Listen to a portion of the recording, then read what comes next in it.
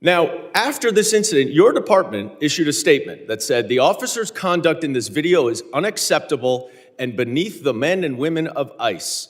Our ICE law enforcement are held to the highest professional standards, and this officer is being relieved of current duties as we conduct a full investigation. 3 days later, you reinstated that officer and you put him back on duty. I sent you a letter and asked you what investigation was done and why was he reinstated. You did not answer that letter. So I'm going to give you an opportunity right here. This moment is not about partisan bickering or a heated exchange for the cameras. It is about whether the rule of law actually means anything when the people enforcing it decide it is inconvenient. At the center of this clash is a simple legal reality that should not be controversial. Asylum is written into U.S. law, and people with active asylum cases are legally allowed to be here while their cases are pending. Goldman for 5 minutes. Secretary Noem, let's talk about the law.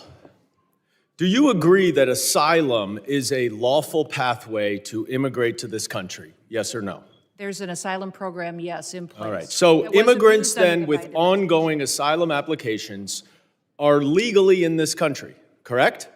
Excuse me, I'm sorry. Your question was? Immigrants with ongoing asylum applications are legally in this country. There are individuals in this country that have applications that... And they are legally here because it's a lawful pathway, right? It's a lawful pathway. Okay, so if your department then deports anyone with an ongoing asylum application, you are violating the law, correct?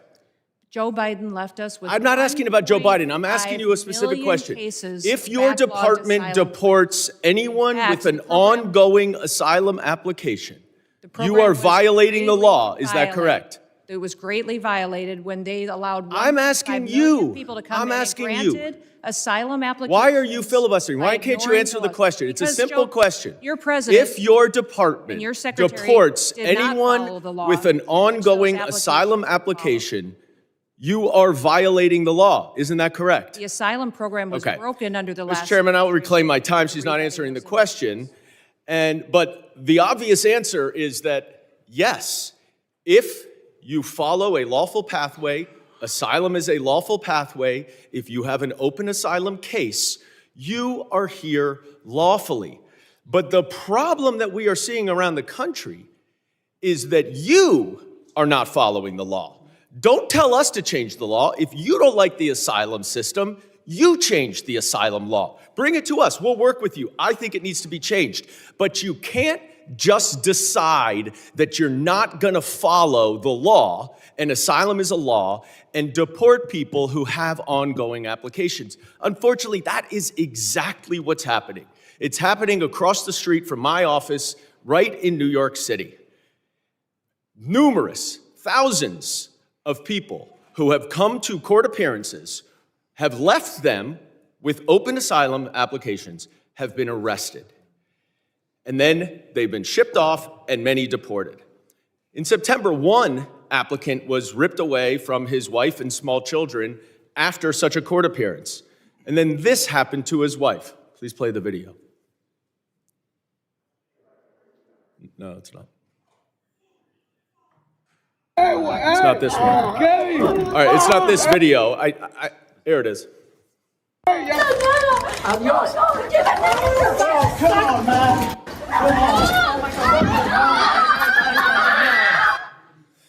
Now, after this incident, your department issued a statement that said the officer's conduct in this video is unacceptable and beneath the men and women of ICE.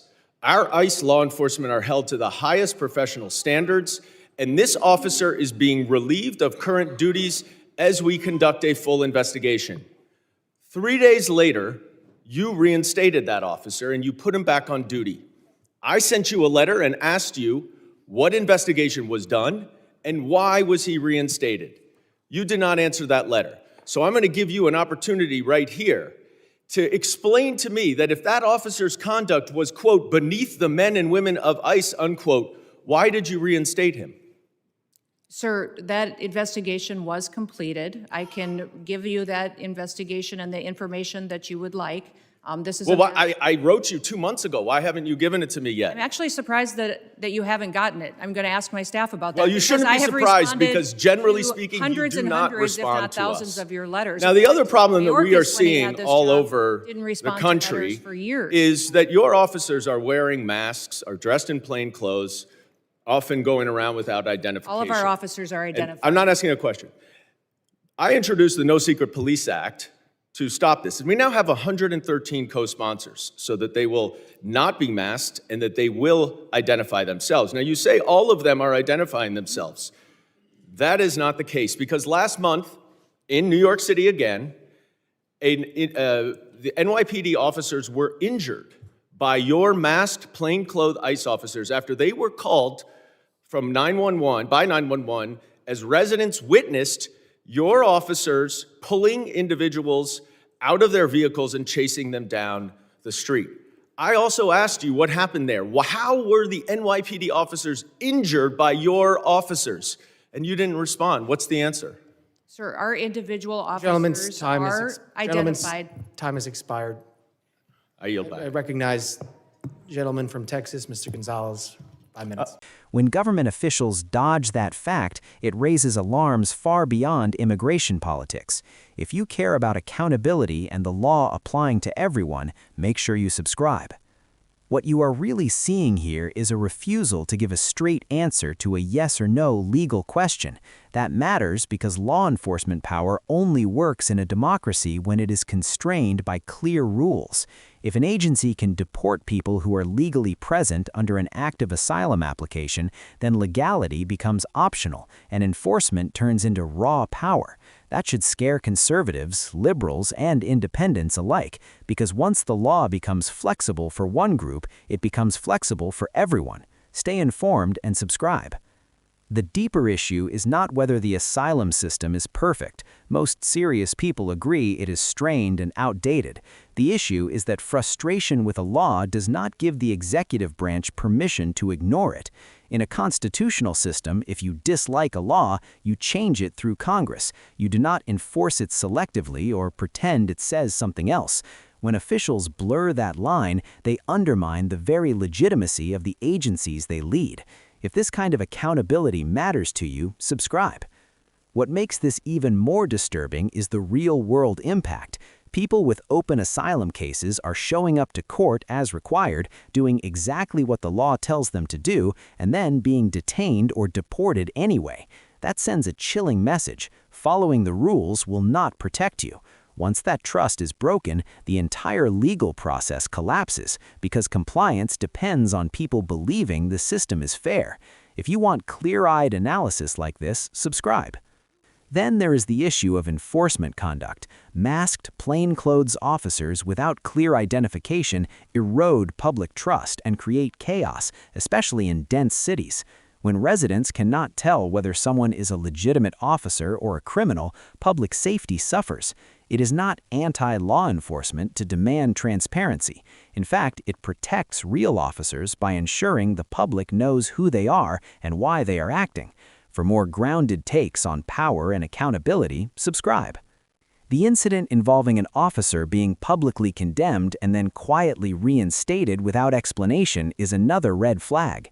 Accountability that only exists in press releases is not accountability at all. When investigations are hidden and lawmakers are ignored, oversight becomes meaningless. That kind of opacity breeds abuse, not professionalism. If you believe sunlight is essential to democracy, subscribe. My view is simple. You cannot claim to support law and order while excusing law-breaking by those in charge of enforcing it. Immigration policy can and should be debated, but the baseline must always be obedience to existing law and transparency in enforcement. Anything less is not strength, it is erosion of democratic norms. If you want more honest breakdowns that cut through the noise, subscribe.